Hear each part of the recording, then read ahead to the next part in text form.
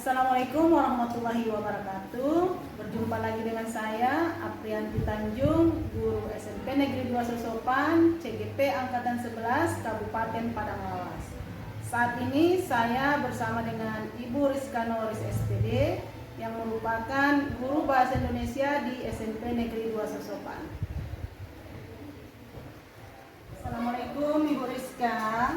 Waalaikumsalam, Bu. Gimana kabarnya hari ini? Alhamdulillah baik. Ibu gimana? Alhamdulillah baik juga, Bu. Nah, sebelumnya saya ucapkan terima kasih ya, Bu, atas waktunya karena sudah membantu saya melaksanakan kegiatan supervisi akademis. Jadi supervisi akademis ini nanti terdiri dari 3 tahapan. Yang pertama adalah kegiatan pra-observasi, yang kedua observasi, dan yang ketiga adalah pasca observasi. Sedangkan tujuan dari supervisi ini sendiri adalah untuk meningkatkan kompetensi guru, terutama dalam hal pembelajaran di kelas. Kemudian Bu, hari ini kita akan melakukan percakapan yang pertama, yaitu percakapan pra-observasi sebagai persiapan awal agar nantinya Ibu merasa lebih siap dan juga lebih percaya diri ketika diobservasi secara langsung di kelas, dan juga untuk mengetahui area pengembangan yang ingin Ibu kembangkan atau saya amati nantinya. Baik Bu, sampai di sini ada yang mau ditanyakan, Bu? Enggak, sudah jelas. Sudah jelas ya, Bu ya. Baik, kalau begitu saya akan mengajukan beberapa pertanyaan. Yang pertama, apa tujuan pembelajaran yang akan dicapai pada saat observasi nanti? Oke, baik. Nanti di rancangan pembelajaran yang akan saya lakukan, tujuan pembelajaran saya yaitu siswa mampu memahami unsur intrinsik dan ekstrinsik pada sebuah cerpen. Kalau begitu, yang kedua, bisa dijelaskan Bu area pengembangan yang ingin Ibu tingkatkan atau ingin saya observasi nanti? Ya, yang akan saya tingkatkan pada proses pembelajaran tentunya nanti memandu proses pembelajaran agar dia efektif, kondusif, dan tentunya tujuan pembelajaran juga tercapai di proses pembelajaran nanti. Jadi nanti Ibu, saya ingin mengamati bagaimana Ibu memandu proses pembelajaran ya Bu ya. Kemudian yang ketiga Bu, untuk strategi nanti yang akan Ibu gunakan itu bagaimana? Oke, nanti strategi yang akan saya gunakan yaitu proses pembelajaran berdiferensiasi, nanti modelnya PBL. Nanti siswa di situ saat proses pembelajaran saya bentuk ke dalam beberapa kelompok. Kemudian mereka saling berdiskusi, saling bertanya jawab. Tentunya nanti akan saya tampilkan video atau per poin bentuk dari materi dari unsur intrinsik dan ekstrinsik. Setelah mereka berdiskusi, kemudian nanti perwakilan dari kelompoknya akan melakukan persentasekan hasil kerjanya ya. Sebelumnya saya akan bagikan LKPD-nya terlebih dahulu, kemudian mereka menuangkan apa yang dikerjakan, apa yang didiskusikan ke dalam LKPD-nya. Kemudian mereka persentase, kemudian mereka tanya jawab antar kelompok, kemudian terakhir saya tutup dengan evaluasi dan proses kegiatan ya. Nanti saya akan melakukan 3 penilaian, yaitu penilaian sikap, penilaian pengetahuan, dan penilaian keterampilan dalam proses pembelajaran saya. Jadi udah ada yang Bu ya, yang udah dipersiapkan yang Bu ya, mulai dari metode, media sampai dengan penilaian ya. Kemudian Bu, kira-kira nih Bu, kapan Ibu akan melaksanakan pembelajaran tersebut? Saya akan melakukan pembelajaran nanti di hari Selasa Les 1-2 di kelas 91. Kelas 91 pada hari Selasa ya Bu ya, pada les 1-2. Baik, kalau begitu nanti saya akan melakukan observasi langsung di kelas. Kemudian nanti setelah kegiatan observasi, kita juga nanti akan melaksanakan percakapan pasca observasi yang akan dihadiri oleh pengajar praktik saya, yaitu Bapak Ali Mahfuz Nasution SPD. Izin ya Bu ya? Iya Bu, dengan senang hati. Baik Bu, sebelum kita akhiri, kira-kira apa nih Bu yang Ibu dapatkan dari percakapan kita hari ini? Tentunya percakapan hari ini itu membuat saya lebih siap, membuat saya lebih percaya diri untuk melakukan kegiatan pembelajaran yang nantinya akan langsung diobservasi oleh Ibu. Jadi saya merasa dinilai, saya merasa diperhatikan, sehingga saya merasa lebih siap lagi untuk kegiatan pembelajarannya nanti. Baik Bu, tetap semangat. Kalau begitu, mungkin percakapan pra-observasi kita sampai di sini. Terima kasih atas waktunya. Sampai jumpa Selasa depan di kelas 9A di jam 1-2 ya Bu ya. Oke, assalamualaikum Bu Rizka. Waalaikumsalam. Demikian percakapan pra-observasi hari ini. Sampai jumpa di kegiatan observasi dan pasca observasi selanjutnya. Assalamualaikum warahmatullahi wabarakatuh.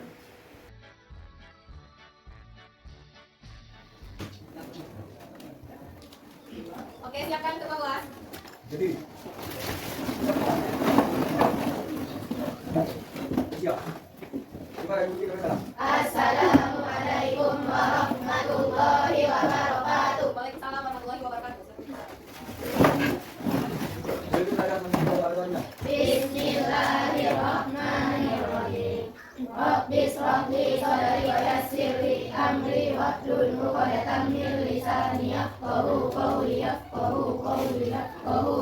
walhamdulillahi rabbil alamin. Oke, Ibu absen dulu ya. Adriansa Pulungan, Ayo.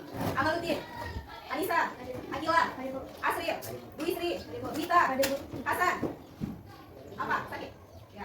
Khairul Akhir, Khairul Nisa, Adrian, Saban, Nisa Adinda, Nurul, Pina, Putri Nadila, Rahmat, Reski, Risa, Tasya, Usmanova, dan Aiman saya. Oke, satu orang yang tidak hadir ya. Selamat pagi semuanya. Pagi tetap semangat. Oke, semuanya sepertinya bersemangat. Selamat pagi semuanya. Pagi tetap semangat. Oke, bagus. Nanti semangat ya hari ini. Ya, anak ibu semua di kelas 91. Hari ini pelajaran kita seperti biasa tentang bahasa Indonesia. Ya, tujuan pelajaran kita hari ini adalah mengidentifikasi unsur intrinsik cerpen dan unsur ekstrinsik cerpen. Nah, sebelumnya kita sudah mempelajari beberapa materi ke belakang ya. Sebelum cerpen, kita sudah mempelajari materi tentang apa? Pidato Persuasi. Bagus. Siapa yang masih ingat tentang pidato persuasi? Ya, Nurul.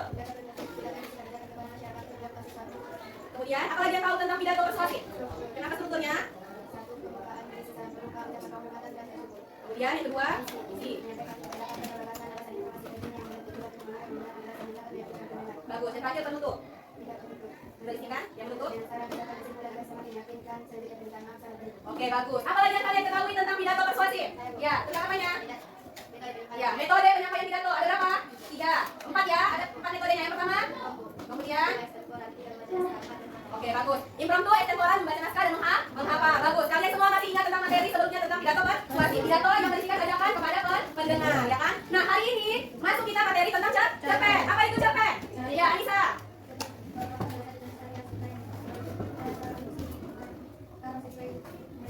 Oke, bagus. Tadi di sebelah sini sambung cerpen apa? Cerita pendek. Cerita pendek itu sebuah salah satu karya sastra prosa fiksi. Artinya tentang imajinasi dan penulisnya. Apa yang kalian ketahui lagi tentang cerpen? Ya, Bina? Oke, ciri-cirinya ada berapa, Bina? Nah, yang pertama. Kemudian.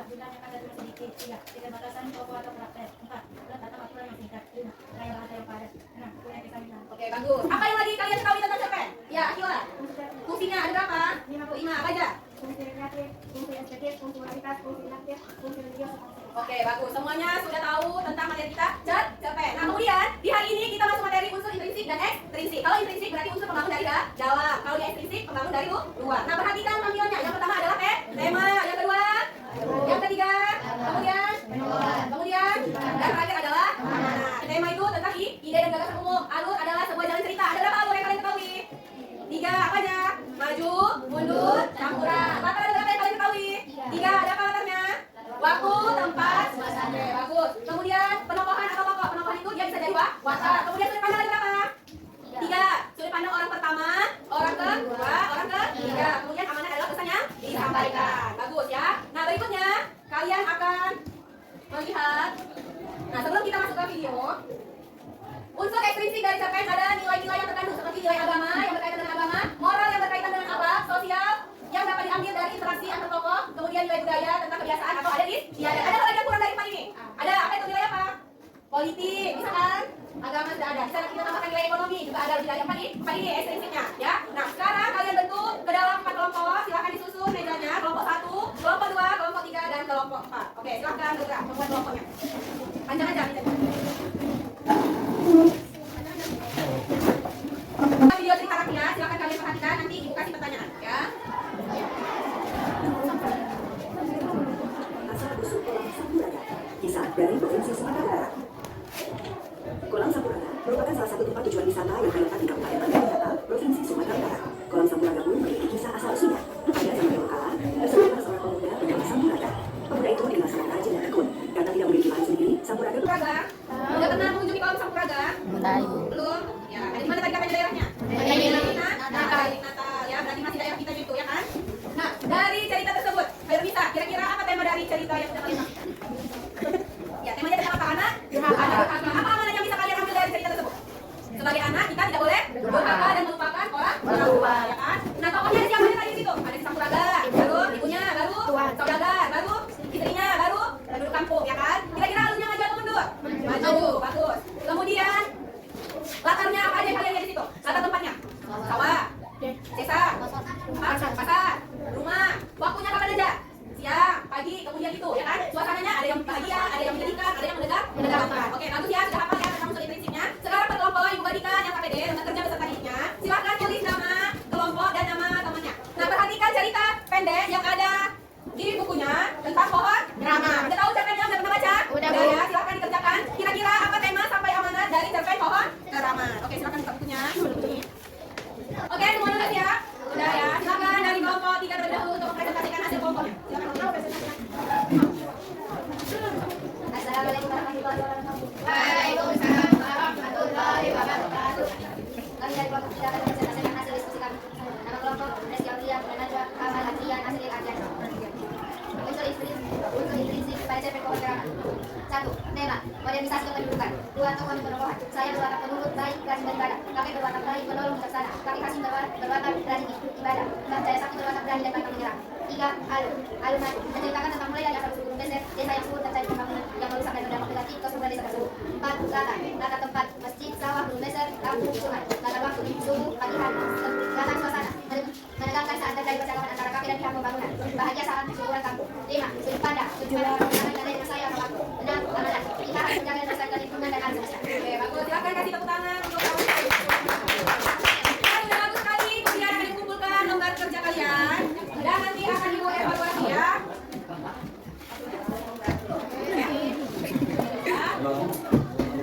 Nah, jadi unsur intrinsik dari pohon rama temanya itu tentang modernisasi kependudukan. Apa amanatnya?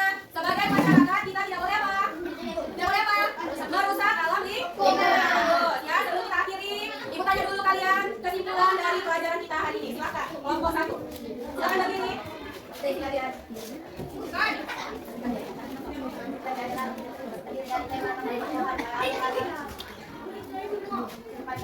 Oke, bagus. Ada yang mau ditambahin kelompok 1? Beda, silakan berdiri. Oke, bagus. Kami atau kalian jadi mengetahui unsur intrinsik yang terdapat dari cerpen pohon rama. Oke, itu aja pelajaran kita hari ini. Kita sambung minggu depan tentang unsur ekstrinsik. Oke, bagus. Assalamualaikum warahmatullahi wabarakatuh. Waalaikumsalam warahmatullahi wabarakatuh. Assalamualaikum warahmatullahi wabarakatuh. Berjumpa kembali di percakapan pasca observasi bersama saya Aprianti Tanjung, CGP Angkatan 11 dari SMP Negeri 2 Sosokan, Kabupaten Padang Lawas. Saat ini saya bersama dengan Bapak Ali Mahfuz Nasution SPD selaku pengajar praktik Angkatan 11 Kabupaten Padang Lawas, dan ada rekan saya Ibu Rizka Norris selaku guru yang diobservasi pada kegiatan supervisi akademis. Assalamualaikum Pak Ali. Waalaikumsalam. Assalamualaikum Bu Rizka. Gimana kabarnya Pak Ali? Alhamdulillah luar biasa. Alhamdulillah. Bu Rizka gimana kabarnya? Oke, baik. Izin ya Pak ya. Yuk, lanjut, Saya lanjut. lakukan percakapan pasca observasi bersama dengan Bu Rizka. Oke. Baik Bu Rizka. Sudah siap Bu Rizka? Insya Allah. Jadi di percakapan pasca observasi ini saya akan memberikan pertanyaan-pertanyaan kepada Ibu terkait dengan jalannya proses observasi yang sudah dilakukan dengan tujuan untuk mengevaluasi sejauh mana proses pembelajaran yang sudah dilakukan. Paham ya Bu ya? Yang pertama, bagaimana perasaan Ibu saat saya mengobservasi langsung proses pembelajaran di kelas yang dilakukan? Baik, tentunya pertama sekali saya merasa senang ada refleksi jawab saya akan mengobservasi saya. Namun pertama sekali pasti ada rasa canggung, ya canggung. Tapi hal itu tidak menyulitkan saya karena saya tentunya merasa senang dan tahu dari observasi yang saya lakukan tentunya saya bisa merefleksi kegiatan pembelajaran yang sudah saya lakukan dan nantinya akan mungkin bisa lebih baik lagi di pembelajaran ke depannya. Baik. Bagaimana menurut Ibu proses pembelajaran yang sudah dilakukan? Menurut saya alhamdulillah proses pembelajaran sudah berjalan dengan baik sesuai dengan rencana pembelajaran yang sudah saya lakukan. Kalau bagaimana dengan area pengembangan yang ingin ditingkatkan yang sudah kita sepakati pada percakapan pra-observasi kemarin? Kemarin area pengembangan yang ingin saya tingkatkan yaitu bagaimana cara memandu proses belajar mengajar di kelas. Nah, proses belajar mengajar yang efektif. Tentunya saya merasa sudah cukup baik. Kegiatan pembelajaran saya lakukan sesuai dengan rencana pembelajaran mulai dari pembukaan, isi, inti hingga penutup pembelajaran. Dan saya juga membantu siswa yang mengalami kesulitan sehingga siswa bisa terlibat secara aktif dan secara langsung di proses pembelajaran yang sudah saya lakukan. Berarti sudah tercapai ya Bu kompetensi yang ingin dikembangkan. Ya, menurut saya sudah tercapai, Bu. Kalau begitu izinkan saya Bu untuk menyampaikan hasil pengamatan saya yang pada saat observasi kemarin ya Bu ya. Berdasarkan observasi yang saya lakukan, Ibu memang sudah melakukan proses pembelajaran dengan baik. Dan untuk area pengembangan yang Ibu kembangkan juga sangat luar biasa. Hal itu dapat saya lihat ketika Ibu membuka pelajaran dengan penuh semangat, memakai S-Briefing, kemudian juga menggunakan metode dan media pembelajaran yang sangat menarik dan dapat dilihat anak-anak sangat tertarik dan merasa senang mengikuti pembelajaran yang Ibu lakukan. Terima kasih Bu atas umpan balik yang telah Ibu lakukan, atas observasi yang telah Ibu lakukan di kegiatan pembelajaran. Kira-kira untuk kedepannya Ibu, kompetensi apa yang ingin Ibu tingkatkan lagi? Kira-kira untuk selanjutnya saya akan mengembangkan kompetensi saya dalam hal penggunaan media pembelajaran interaktif. Ya Bu, tentunya hal itu juga akan mendukung proses pembelajaran agar siswa lebih aktif, lebih memahami dalam kegiatan pembelajaran dan materi yang akan saya berikan nantinya. Baik Rizka, semoga kompetensi yang ini Ibu kembangkan sesuai dengan harapan Ibu ya.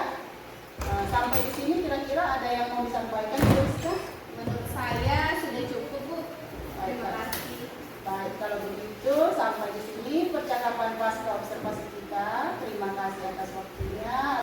Oke, selanjutnya mungkin kebetulan ada di sini pengajar praktik kita. Saya serahkan kepada Bapak pengajar praktik untuk memberikan refleksi atas kegiatan pasca observasi yang kita lakukan. Oke, terima kasih sebelumnya Ibu Apriyanti Tanjung dan pada Ibu Rizka ya sebagai rekan sejawat. Tapi sebelumnya biar nggak takut kali dalam coaching kita hari ini seperti akademik, saya kasih pantun lah dulu ya. Oke, kue manis di atas talam, talam hadiah dari sang ratu. Izinkan saya PT mengucapkan salam. Assalamualaikum warahmatullahi wabarakatuh. Waalaikumsalam warahmatullahi wabarakatuh. terima kasih kepada Ibu Aprianti atas kesempatan dan juga kepada Ibu Rizka lah, terutama karena Ibu Aprianti ini berbagi praktik baik ya. Untuk coaching kita hari ini adalah tentang supervisi akademik, di mana Ibu Aprianti udah jelas tahu ya bahwa supervisi akademik itu yang pertama tadi alurnya adalah pra-observasi, observasi yang kedua, dan inilah saatnya untuk kegiatan kita adalah pasca observasi. Mungkin pra observasinya udah sama rekan sejawat Ibu Rizka ya, luar biasa pada minggu-minggu yang lewat. Sebelum diobservasi ada catatan-catatan, bahkan di observasi pun tadi udah diterangkan ya, luar biasa dalam proses belajar mengajarnya. Di pasca observasi ini sebagai refleksi, kalau menurut hemat saya, kita kan supervisi akademik itu berfokus pada alurnya coaching itu alur tirta, dimana tirta tujuannya tadi udah dapat, identifikasinya pun udah, rencana aksi kedepannya pun udah, bahkan yang terakhir tanggung jawab untuk kedepannya ya. Cuman kalau usul dari saya untuk pasca observasi udah luar biasa bagus sekali. Untuk kedepannya nanti terutama Ibu Rizka ya, jangan sampai hanya sama Ibu Rizka saja, berbagi praktik lah sama nanti di rekan sejawat. Dan Ibu Aprianti pun mudah-mudahan nanti kedepannya jangan cuma Ibu Rizka aja, kita berbagi praktik sama yang lain di satuan pendidikan Ibu ini. Mungkin itu aja dari saya. Kalau untuk refleksinya mudah-mudahan tadi saya salut juga dalam proses belajar mengajar Ibu Rizka itu tadi, karena dalam pembelajaran itu kan cuma 3 pada intinya, di pembukaan, inti, dan penutup. Saya salutnya tadi di pembukaan, inilah dia kita kasih bahagia dulu anak dengan ice breaking, luar biasa ya Ibu Rizka. Mudah-mudahan nanti kedepannya lebih bagus lagi. Mungkin itu saja, saya kembalikan sama Ibu Aprianti. Terima kasih Pak, dan sudah memberikan pantun, kemudian juga sudah merefleksi dari kegiatan seperti akademik, mulai dari observasi dan observasi. Semoga nantinya kegiatan yang saya lakukan bisa lebih baik lagi, dan mungkin bukan cuma pada Rizka berbaginya, sama guru-guru yang lain. Iya. Itu saja dan Pak. Sekali lagi terima kasih Pak. Oke, sama-sama. Iya. Demikian percakapan pasca observasi pada hari ini. Assalamualaikum warahmatullahi wabarakatuh. Waalaikumsalam warahmatullahi wabarakatuh.